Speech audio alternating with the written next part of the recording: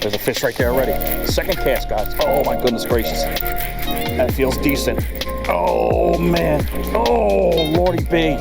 What's happening, guys? Welcome back to the channel here. I just got off of work here and I'm literally footsteps away from this pond right here from where I work at. I'm sure you guys remember this pond here. I shot a short a couple months ago where I actually caught a nice looking bass right over in that area right there. I can't remember the bait that I used, but it was actually a very nice looking chunk. It was about 3 pounds in weight, that bass was, so that's good for me. But rumor has it, there's more than one species in this pond right here and of a bigger size than we're normally used to here in the state of Delaware, because generally speaking, if you erroneously are actually targeting them, the range is about 1, maybe 2 pounds if you get lucky here, and that's what I'm hearing is that there's ones around the 2 pound range, if not bigger, in this body of water right here. So today we're going to target them with an inline spinner, guys. This is the Mepps Aglia number 4. Normally I use the number 3, but they ran at them. But okay, bigger size means bigger fish maybe. But we're going to go after the chain pickerel, man. A nice cold weather fish because the temperatures are dropping. This morning and yesterday I was scraping ice off of my windshield. But it's only going to get colder here, guys, and it's only going to get tougher fishing wise. Right around this time, that fish is pretty aggressive, man. So we're going to pop it out here with this bait, and hopefully if we get lucky, guys, we get some of them slimy critters on the end of the line. We're getting ready to drop this bait in the water and get it wet and hopefully have some crazy action on the end of our line right here with this inline spinner. I love fishing with these baits because 1, it's a catch-all, but 2, based on the color that you're using, you're gonna actually hone in on a specific species that wants to go ahead and go after certain colors. Chain pickerel, for example, they love Fire Tiger colors, man. I don't know what it is, it drives them crazy, and they just smash up on these baits, whether it be an inline spinner, a spoon. Some spinner baits are that way. You got some jerk baits are in that color. It just triggers them and they just beat the living crap out of this. But the one main thing you need to do is when you're using inline spinners, or even any bait for that matter, you cannot tie this bait straight onto your line. So what I do is I get some Eagle Claw.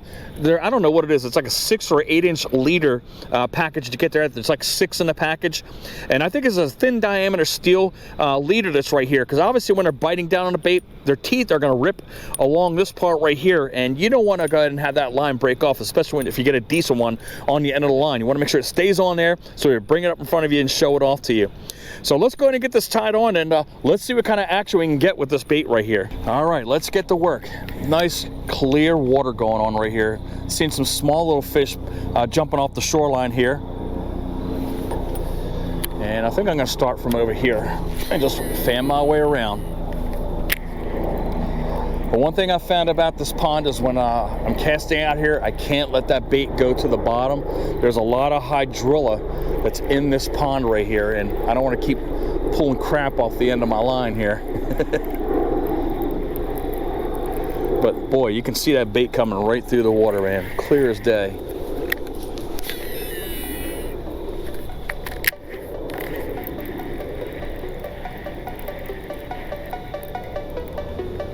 There's a fish right there already. Second cast, guys. Oh my goodness gracious.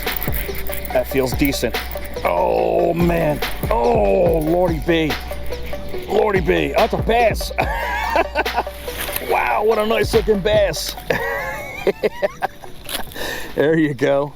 Let's go ahead and walk this up here real quick. I told you this thing's a catch-all. I was like, man, that thing's pretty strong for a chain pickerel. All right, what a nice little chunk here on the Mepps Aglia. Beautiful. Boy, that fish is cold as anything. The water temperature is definitely dropping in these ponds. But pretty. We'll get a quick weight on that one. Why not? Got a nice little belly going on. We're all zeroed out here. And gingerly put our scale through the gill plate there. There you go. 2 pounds, 8 ounces, man. Almost a 3 pounder out of there. But the tannins are very dark on this fish right here. Pretty. Let's go ahead and get that fish in the water real quick. Pretty fish. Whoop, he's ready. But you can see the hydrilla that's right up in front of us right here.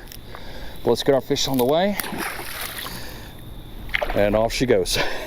Come on, buddy. There you go.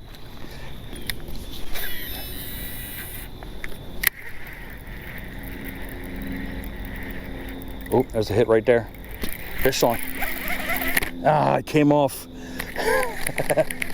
It was a small one, whatever it was. It did feel like a chain pickerel though.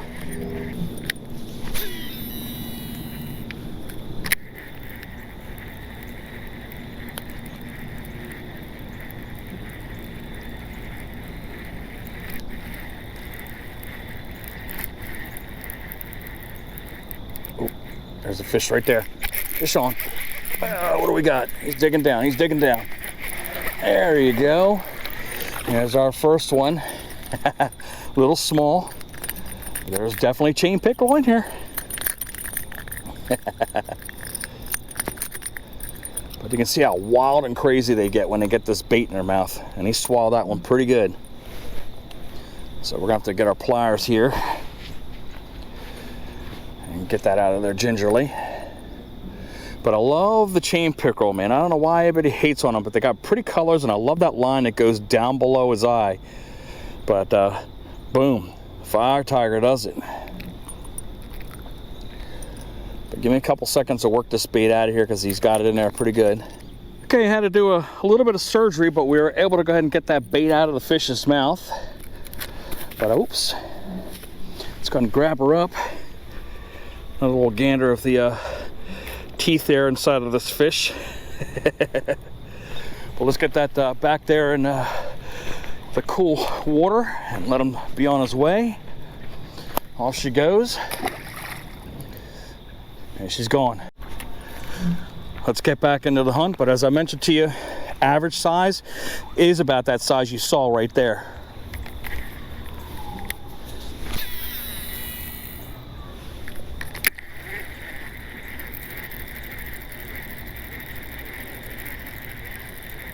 Look, there's a swirl right there. Look at that big old swirl.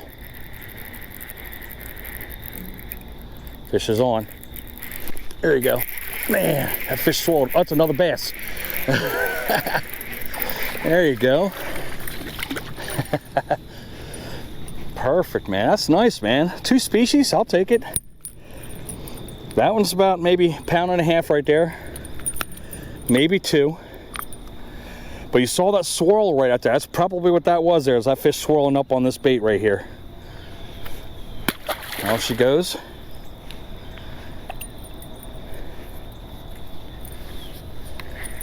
Come on, man. Chain pickerel. This is what this episode's supposed to be about.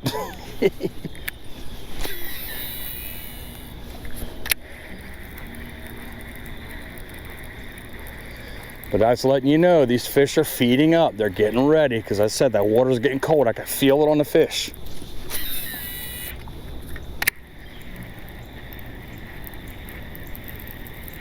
Oop, something's got it. Fish on. There you go. Man, these bass are attacking this bait. What the crap? Daggone. This pond is loaded with bass. I thought it was just that one. That one's definitely close to 2 pounds right there. Boom. I lied, but it's got a nice little belly on it. All right, off she goes. Boom. Boy, I'll take a lot of hits, man, instead of no hits. All right, we got a little bit of crap on there. Give me time to go and wipe my hands down because I still got slime from that chain pickerel still over my hands. But if you guys go for these fish, you're gonna get dirty. Don't come out here with your clean, nice clothes out here.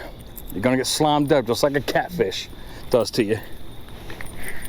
But try not to take a lot of that slime off of the fish. That's actually a protective coating. It protects the fish, again, from bacteria and any other things that are out there in the water. And it's kind of harmful for them if you kind of strip all of that off of their bodies. So the quicker you can handle it with the least amount of damage to that slime, the better.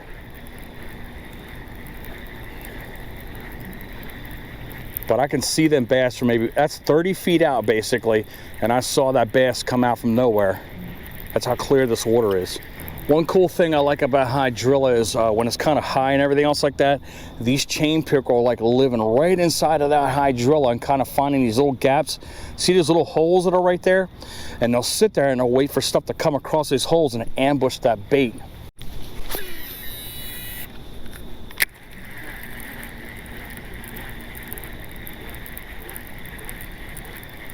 Oh, something whacked it.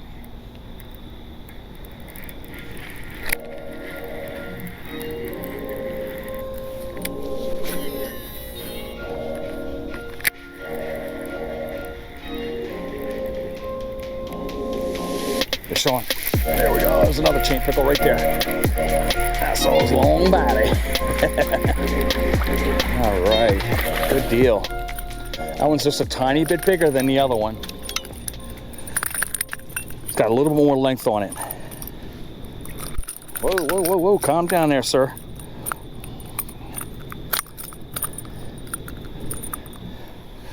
But yeah, definitely bigger than the other one. But again, we're going to go ahead and have to get the pliers out and try to take that out of their strong jaws. That is a quality size chain pickerel. All right, he's a little bit of a bleeder here, so no big deal, guys. He's going to survive. It's because he's just thrashing around. All right, got it out. Get a good grip on her. Show her off to you again. That's two. Whoa, goodness gracious, quick release. They're not easy to hold on to, folks. But let's get that fish in the water. Off she goes. Boom. She's still in the hydrilla, see it? There you go. What's cool about this clear water, as you can see, a bass will come lunging right at it. However, when you see a chain pickerel come at it, they kind of come like on a curved motion and kind of thrash at it. And I kind of saw that from a mile away.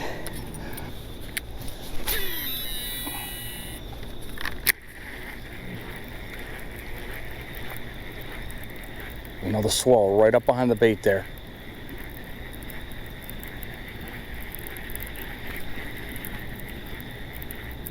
There you go, fish on.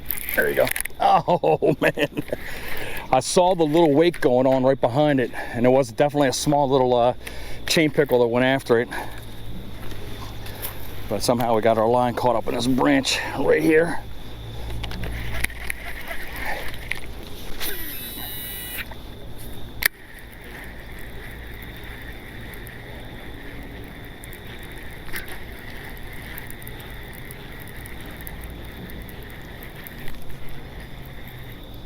There's a fish right there.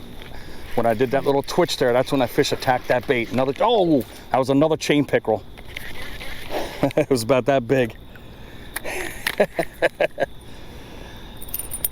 Fun fish to go after. One good thing about these baits, guys, is you kind of, again, can change the cadence and go super fast, super slow, or kind of jerk the bait a little bit, kind of give a little bit of a burst.